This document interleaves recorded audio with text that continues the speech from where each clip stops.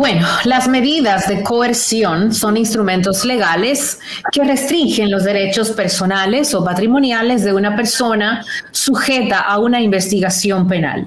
Se trata de disposiciones cautelares que tienen como propósito evitar la sustracción del imputado del proceso para garantizar así su permanencia y perdurabilidad hasta la fase final, que es el juicio. Pero la gente a veces tiene la impresión de que solo existe una medida de coerción y es la prisión preventiva.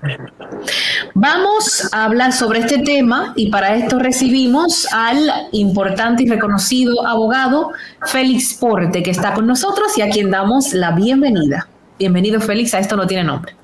Saludos, amigos, Cavada, estimada Miralba. Mira, como bien tú dices, muchas personas creen que es una sola medida, sin embargo, son 7 medidas. La medida de prisión preventiva es la última medida que debe imponerse. Está la presentación periódica, está la garantía económica, está el grillete electrónico, es decir, un localizador electrónico que se le pone a la persona en el tobillo, está el arresto domiciliario, está el impedimento de salida y el juez puede combinar todas estas medidas para asegurar que la persona permanezca y siempre comparezca ante el llamado de la justicia. Sin embargo, lo que normalmente la gente, el pueblo cree, el pueblo llano, es cuando se le dicta una medida que no es prisión preventiva, es que el caso es débil o que el caso se cayó. Y eso es un error.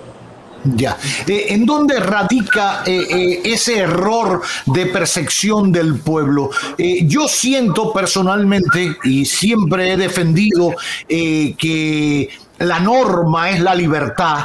Eso es sagrado para cualquier ser humano, para cualquier ciudadano, que es una categoría un poco mayor que la del ser humano, porque el ciudadano ya tiene deberes y derechos en una sociedad. Ser libre es la norma. Sin embargo, el accionar, la praxis, decían los marxistas que es el mejor criterio de la verdad, ha impuesto que la prisión es la norma. ¿A qué se debe eso? ¿Por qué nos hemos ido por ese camino, doctor? Mira, el tema es histórico. Así como tú ves que hay un odio y hay un resentimiento con el tema haitiano, con los haitianos, con que los haitianos practiquen su religión aquí en República Dominicana, es una situación histórica esta. La situación también es histórica con relación al entender, a la percepción de que una fianza significa que el caso es débil o que el caso se cayó. ¿Por qué y cuál es el origen? El origen es que recuerda que nuestro Código Procesal Penal es del año 2002. Antes de este año existía lo que era el Código Criminal, el Código de Procedimiento Criminal. ¿Y qué ocurría en ese entonces? Ocurría que si una persona obtenía la fianza, ya ahí, de acuerdo al Código de Procedimiento Criminal anterior, ya ahí básicamente el caso se caía. Y entonces ese es el malentendido, que han arrastrado las consecuencias de lo que era que una persona sea beneficiario con la fianza en el Código de Procedimiento Criminal anterior al nuevo código. Y esto no es así en este nuevo código. Recuerda que, por ejemplo, un botón, tenemos el caso de Baninter. El caso de Baninter, estas personas siempre asistieron a las audiencias. Cuando fueron encontrados culpables, apelaron. La Corte le negó la apelación. Ellos recurrieron en casación.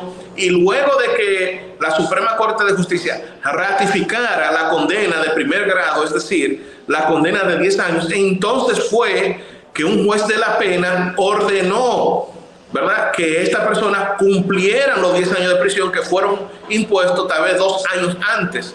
Es decir, que estas personas estuvieron en libertad desde el día 1 hasta el final. Y no hubo ningún tipo de problema. Date cuenta que ellos cumplieron y cuando cumplieron salieron de la cárcel sin ningún mayor problema. Ahora, el tema es, estimado, que no solamente debe verse el peligro de fuga, como el riesgo de una persona ausentarse del proceso, distraerse del proceso, no asistir a una audiencia. El peligro de fuga, a partir de una resolución del año 2010 que dictó la Suprema Corte de Justicia y el mismo Código Procesal Penal, el peligro de fuga no es solamente tú evadir la justicia, el peligro de fuga tiene que ver también con la potencialidad, la habilidad del imputado de manipular, de obstaculizar la investigación, de intimidar testigos, y es este aspecto que el Ministerio Público ha utilizado para lograr que a esta persona se le dicte prisión preventiva, porque hay una sensación de que esta persona, con su poderío económico, sus relaciones políticas, podrían influenciar el camino de la investigación, y es ahí que radica el tema. No necesariamente que esta persona tienen o no arraigo, tienen o no negocios, tienen o no familiares, va un poco más allá, que es cuando el Ministerio Público trata de resguardar la investigación, trata de asegurarse de que un imputado no interfiera con la investigación, no manipule al testigo, no lo amenace, y es por ahí que va el asunto.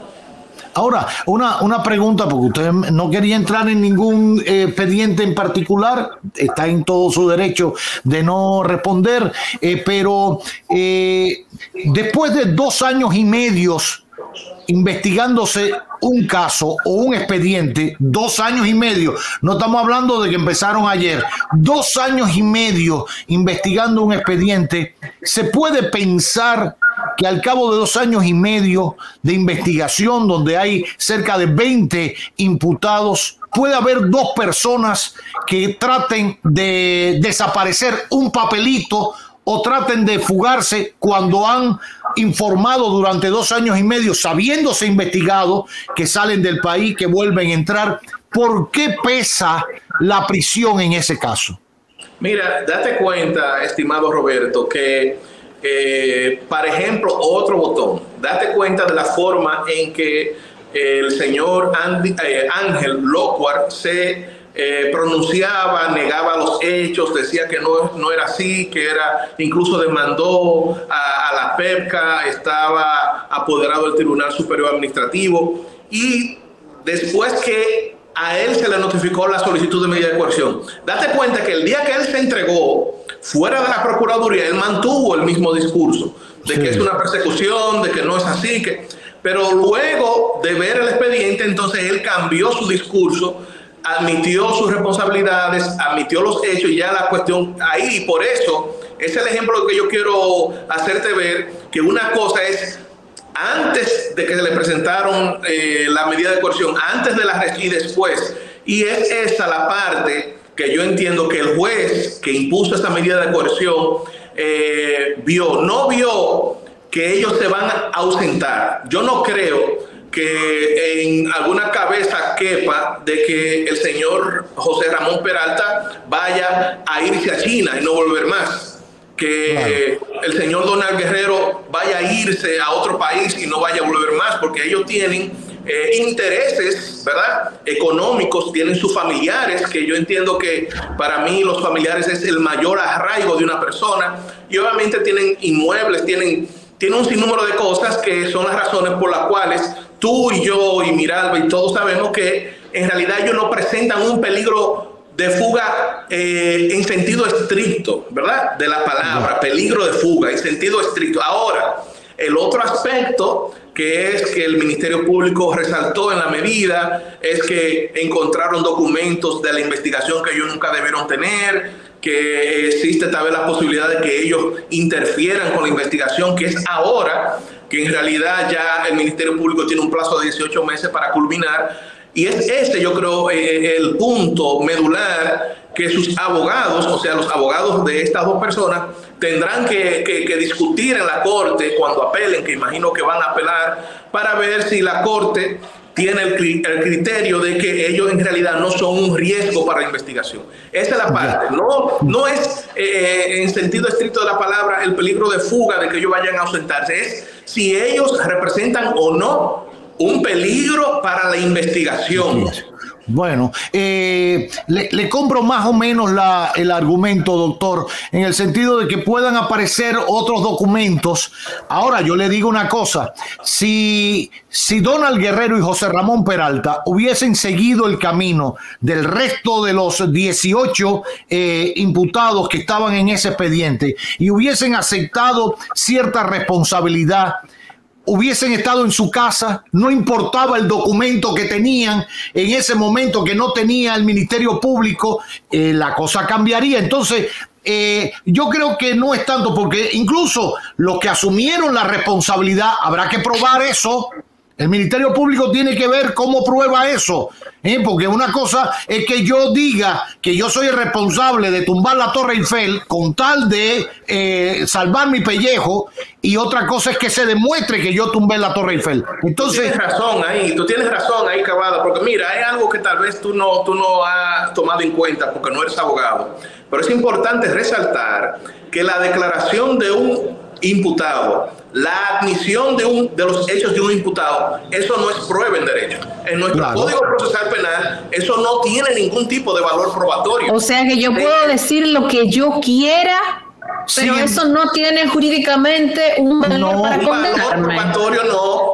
Sin embargo, no pesa doctor, tanto como la prueba. La prueba. Entonces, lo que tú digas debe ser corroborado con pruebas objetivas.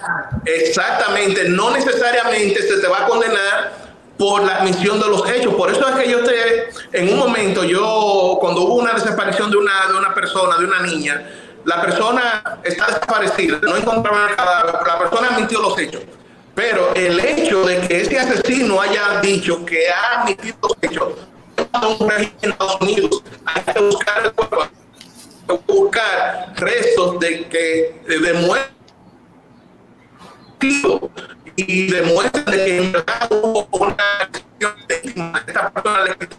O sea, no solamente el hecho de que ellos o sea, es decir, el señor Guerrero y el señor Ramón Peralta hubiesen admitido los hechos, ellos hubieran estado en arresto domiciliario, obviamente, y la razón de esto es, hermano Cavada, que se entiende que la persona que está cooperando con la investigación está ayudando a recopilar pruebas, a recaudar pruebas, a identificarle al Ministerio Público las vías que debe investigar, las vías donde puede encontrar más pruebas, y es por eso que las personas que se declaran culpables admiten los hechos, no representan peligro para la investigación porque ellos van a cooperar con la investigación. Bueno, aún cuando la colaboración tenga que corroborarla el Ministerio Público, yo puedo decir que esto es amarillo, pero hasta que el Ministerio Público no lo pruebe, eso no tiene validez ni sustento. Pero ya yo me libré de la prisión, estoy en mi casa echándome fresco porque dije que era amarillo, pero el Ministerio Público lo tiene que probar. Entonces, mira este caso muy importante que tú haces alusión. Este caso se está dando en el caso de nosotros de Coral, con un imputado que se declaró culpable. En los periódicos tú ves el nombre que dice que él devolvió 700, 800 millones, pero ahora mismo ya no hay acuerdo, él no está negociando, él se retiró, es decir, él deshizo el acuerdo que él inicial tuvo y tenía para que el Ministerio Público no le solicitara prisión preventiva, y él es uno de los oficiales que nunca fue a prisión preventiva en el caso Coral porque supuestamente tenía un acuerdo, pero él ahora ha contratado otros abogados, cambió de abogado, ahora tiene un defensor público, y ahora habría que ver, porque ya el Ministerio Público ni le va a solicitar una pena benigna y obviamente que él no está colaborando. Entonces habría que ver si el Ministerio Público, si estas personas van a cogerle la cara de unas palabras al Ministerio Público, o si van en realidad a ser efectivos, porque mira, esta es la diferencia de nosotros en Estados Unidos. Estados Unidos, cuando tú colaboras, la colaboración tuya tiene que ser real, corroborada y eficiente y productiva. Si la información que tú das no arroja nuevos pensamientos, nuevas pruebas, entonces esa colaboración tuya no es efectiva y no es tomada en cuenta para reducirte la pena, ni mucho menos para el Ministerio Público tomar una decisión benigna a tu favor. Siempre debe ser una colaboración que realmente tenga sus frutos. Si la colaboración tuya no tiene sus frutos o es mentira, allá el Ministerio Público, las fiscalías federales o estatales no te ayudan y obviamente van a solicitar la pena máxima.